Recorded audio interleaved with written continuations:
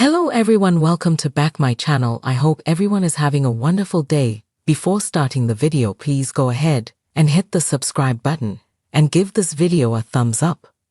Charli Newling, who starred on the Australian version of The Bachelorette in 2018, has been found dead aged 36 weeks after welcoming a daughter. The Australian reality contestant was reportedly found by police in Sydney's eastern suburbs on Saturday night. Paramedics attempted to revive him at Raleigh Reserve in Dover Heights around 11 p.m, but he was unable to be saved. Daily, a New South Wales police spokesperson confirmed to news.com.au police attended the scene. His death is not being treated as suspicious. A report is being prepared for the coroner. It's understood Newling, who was living in Brunt and working as a builder, welcomed a baby girl 2 months ago with his partner, Crystal Taylor, whom he's been in a relationship with since at least January 2021. Newling also has a 13-year-old son from a previous relationship. He found fame on Ali Ocean's season of The Bachelorette and quickly became a frontrunner. However, he was let go after refusing to introduce Ocean to his family during hometown visits until they were exclusive. He then briefly dated fellow The Bachelor contestant Dasha Gavronsky, who was on Nick Honey Badger Cummins' season, before striking up a fleeting romance with influencer Ezen DeWitt in 2019. Shortly after leaving the Channel 10 reality show, Newling made headlines for being forcibly removed by security guards from the Golden Sheaf pub in Sydney. He later admitted to being intoxicated during the incident. In 2021, he was convicted of low-range drink driving. In September last year, Newling was slapped with a 13-month prison sentence after being charged with using a carriage service to make threats. He was accused of sending up to 37 text messages to his mother in April of that year, in which he repeatedly threatened to kill her husband. During the trial at Waverley Local Court, Newling's lawyer defended his client by saying he'd struggled with alcohol abuse. Magistrate Ross Hudson acknowledged Newling had suffered childhood trauma, including having to care for his biological father, who became paraplegic when Newling was a teenager. His father died in 2018 from an overdose of pain medication, but Magistrate Hudson conceded the messages would have caused fear, torment, and horror for his mother and stepdad. Newling had spent 1 month in custody in the lead-up to the sentencing, with his sentence ordered to be serviced in the community by way of an intensive correction order. Charlie Robinson, a country music singer and songwriter, died Sunday. He was 59. Robinson's representatives confirmed his death to Fox News Digital. The musician died at a hospital in San Antonio after suffering cardiac arrest and other complications, according to the Associated Press. He launched his career in the 80s and released his solo debut, Bandera, which was named after the Texas Hill country town, where his family had a ranch for 8 generations. Robinson's sister, Robin Ludwig, shared a tribute to Charlie on social media Sunday and said her heart was broken in the deepest, most irreparable way. "My big brother Charlie passed away in the arms of his loved ones," she wrote on Facebook. "Please play some Charlie Robinson on repeat. He would want it that way." The Texas native grew up playing music with his brother Bruce and released 9 albums throughout his career. Following his 1995 album, Robinson attempted to go more mainstream, but as he wrote on his website, didn't want to be boxed in with his music or persona. After a brief deal with a Nashville major label that ended because of his refusal to be artistically boxed in and packaged as the latest hunky hat act, he signed with Sony Music's Lucky Dog label and released 2 studio albums. Charlie's bio said. His 2001 album, Step Right Up, produced his only top 40 country song, I Want You Bad. Robinson served as a judge on the USA Network's Nashville Star, a reality TV show where contestants live together while vying for a recording contract in the country music industry. High Life, his final album released in 2013, included a cover version of Bob Dylan's When I Paint My Masterpiece. In January 2018, Robinson's team shared an update on his health following a medical procedure on his throat.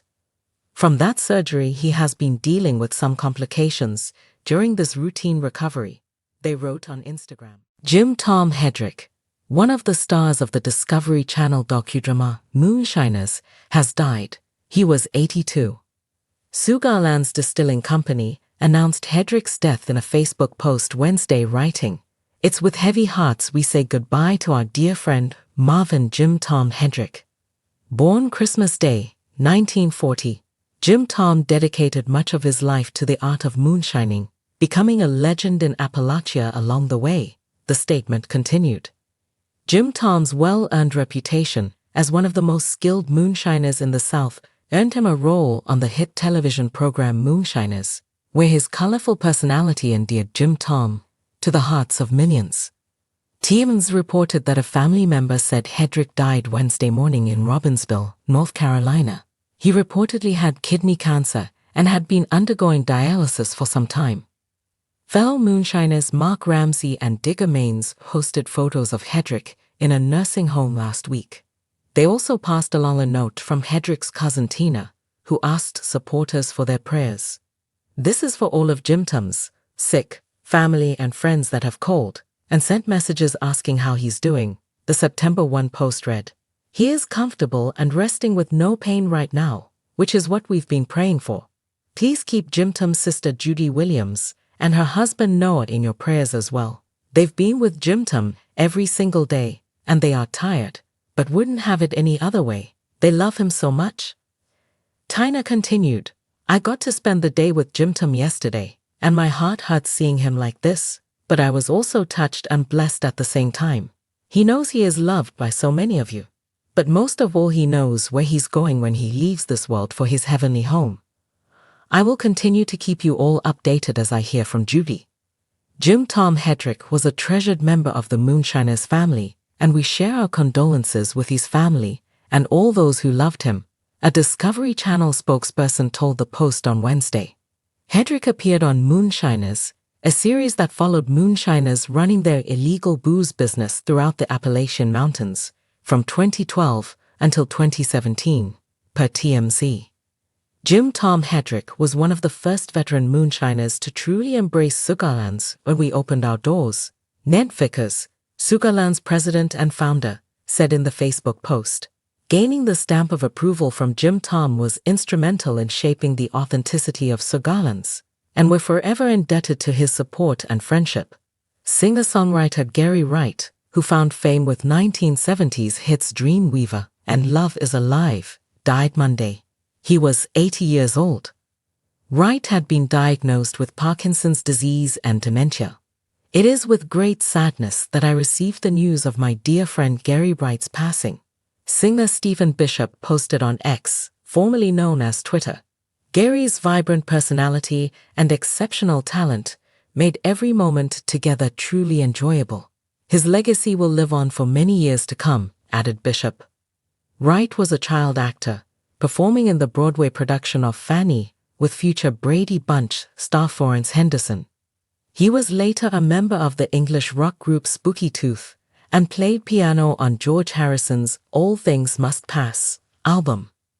This began a friendship with the former Beatle, who Wright would later write about in his book Dreamweaver and memoir, Music, Meditation, and My Friendship with George Harrison. "I've always had a feeling that God existed and was helping me," Wright said in a 2014 interview. "It wasn't really defined clearly, but I knew there was something there, and it wasn't until I met George Harrison that I started to really begin to delve deeply into spiritual life."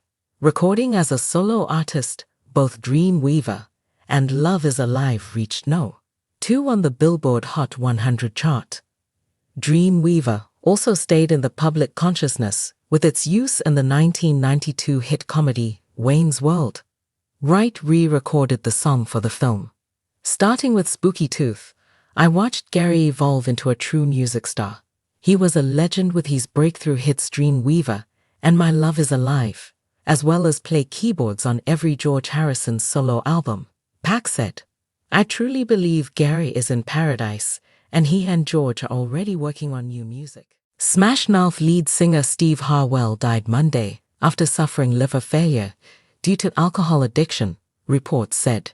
He was 56. The band's manager, Robert Hayes, confirmed the news in a statement to Rolling Stone, saying the founding vocalist was surrounded by family and friends when he passed peacefully and comfortably at his home in Boise, Idaho.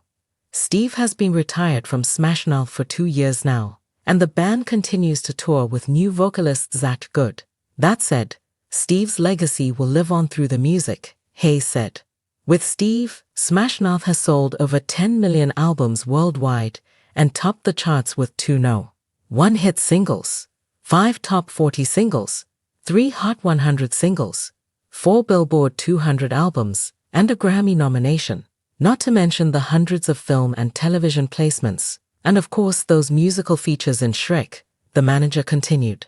Hayes also remembered Harwell's iconic voice, adding, "Steve lived a 100% full-throttle life, burning brightly across the universe before burning out." On Sunday, a representative for Smash Mouth told Entertainment Weekly that Harwell had been placed in hospice care at home after suffering liver failure. The rep had warned that Harwell had only a week or so to live, and that friends and family had gathered to visit him over the past few days. Harwell had been dealing with serious health issues over the years. TMZ reported that the singer had for years dealt with alcohol abuse and addiction issues. In 2013, he was diagnosed with cardiomyopathy, a disease of the heart muscle that makes it harder for the heart to pump blood to the rest of the body, per the Mayo Clinic. The Grammy-nominated band, which formed in 1994 in San Jose, Calif, and scored hits like Walkin' on the Sun and All Star, had to postpone several shows in 2017 as Harwell underwent heart treatment. Additionally, he had been dealing with heart failure, as well as Wernicke encephalopathy, an acute neurological condition that affects the nervous system, according to the National Library of Medicine. After a disastrous performance at a festival in upstate New York, Harwell had announced in 2021 that he would be retiring from the band. Harwell mumbled unintelligible lyrics, yelled obscenities at the crowd, and gave an apparent Nazi salute as the band attempted to perform behind him at the Big Sip Beer and Wine Festival at Bethel, New York. Upon his retirement, the singer said he dreamed of being a rock star since he was a kid and thanked his bandmates. Legendary singer Jimmy Buffett, best known for Margaritaville, has died. The Grammy nominee passed away peacefully on the night of September 1, surrounded by his family, friends, music, and dogs, according to a statement posted on his social media accounts early Saturday morning. Buffett was 76 years old. The songwriter lived his life like a song till the very last breath and will be missed beyond measure by so many, the statement concluded. His cause of death has yet to be revealed. Celebrities took to social media to mourn the musician over the weekend, from Andy Cohen to Hoda Kotb. He lived life in a happy groove, emanating positivity, joy, and kindness. He was everybody's friend, and paradise was wherever he was. The Watch What Happens Live host, 55, wrote of the King of Cool. As for Kotb, the 59-year-old Today Show co-host gushed, "This man personified joy, embodied goodness, always smiling. I remember the time he met my mom at Jazz Fest and showered her with love, like he knew her his whole life," she continued via Instagram. "Bet he did that millions of times to millions of people." Rape at Jimmy Buffett. News of Buffett's death comes 4 months after he was hospitalized and subsequently canceled a series of shows. "I had a sudden change of plans this week that affected us all," the songwriter wrote in May, while addressing some issues that needed immediate attention. He added, "Growing old is not for sissies, I promise you.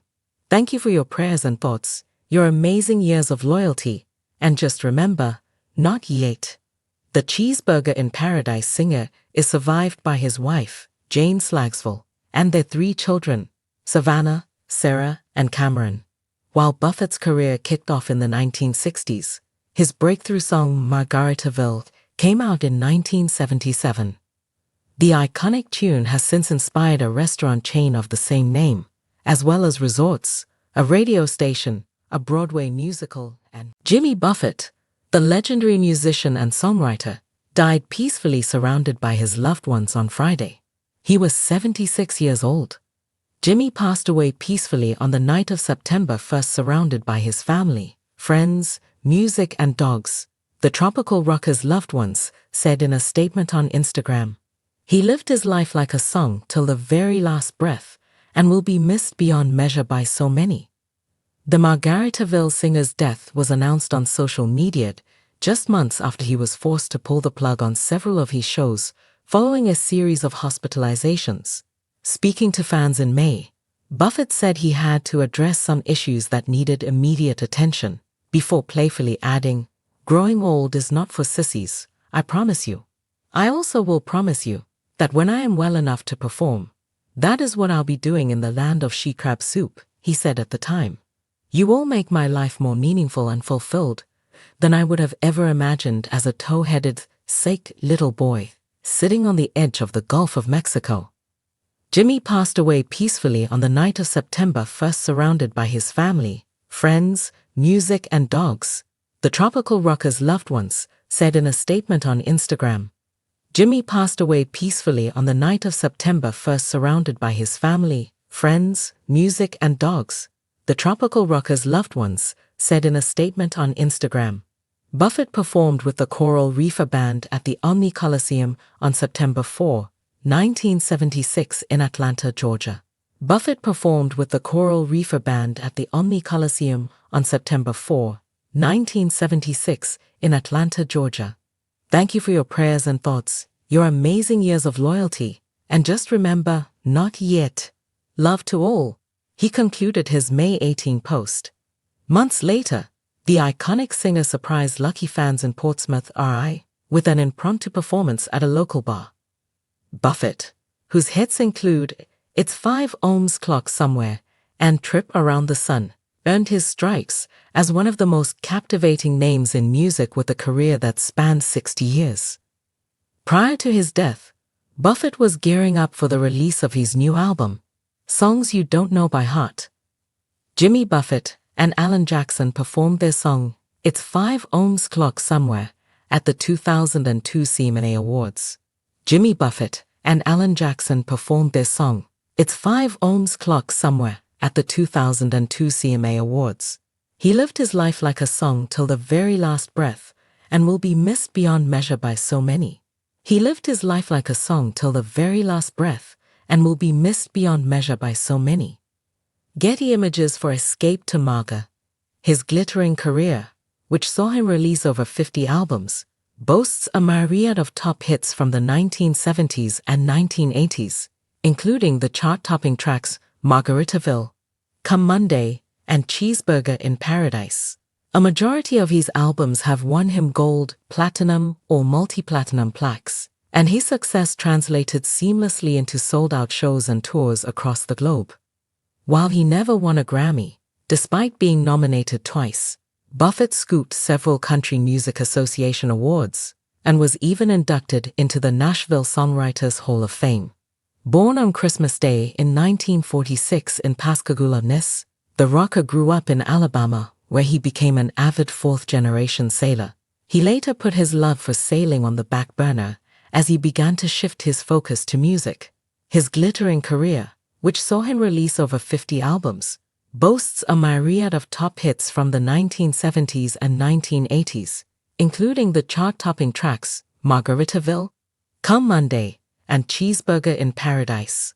Born on Christmas Day in 1946 in Pascagoula, Miss, the rocker grew up in Alabama, where he became an avid fourth-generation sailor.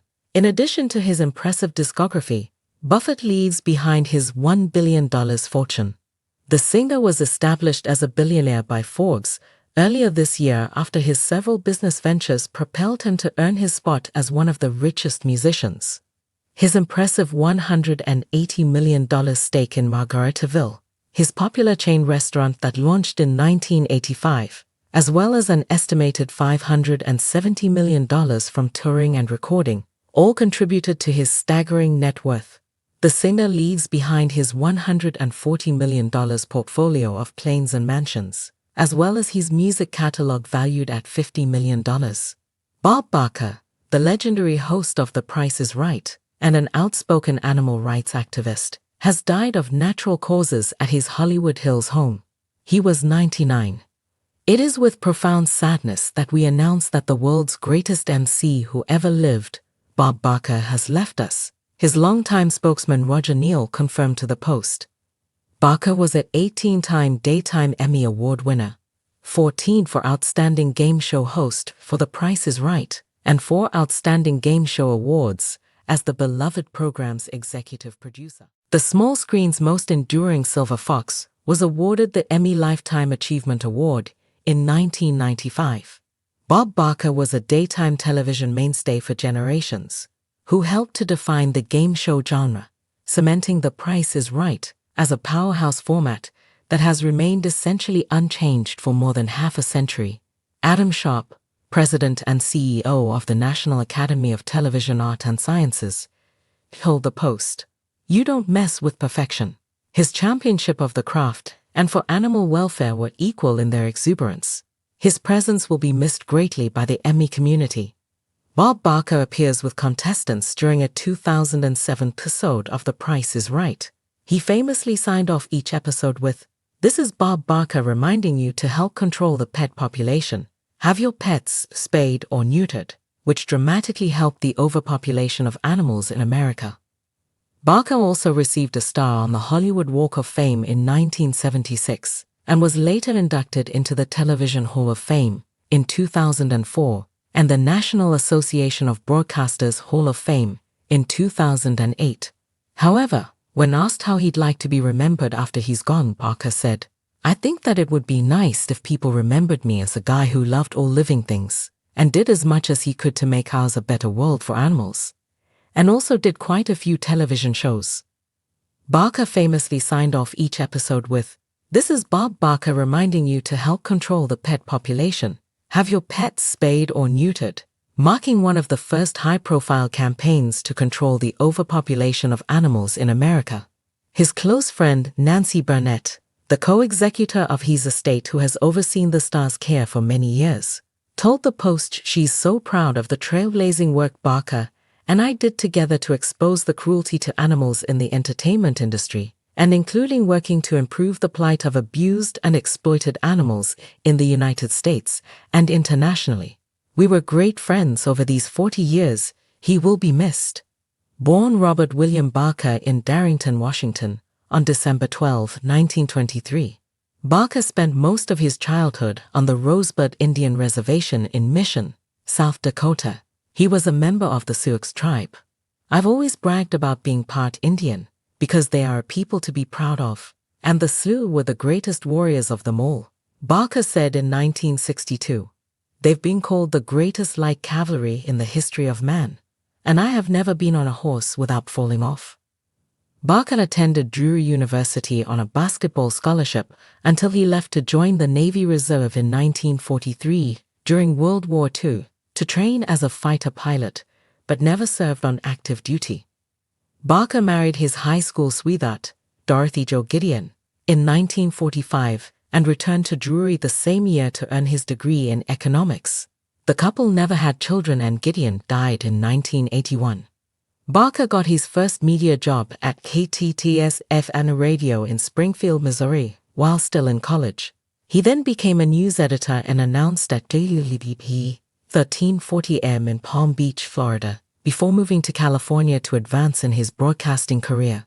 He hosted his own radio show in Burbank, The Bob Barker Show, for 6 years, and was hosting a radio show in Los Angeles when he was tapped to replace original host Jack Bailey on the game show Truth or Consequences.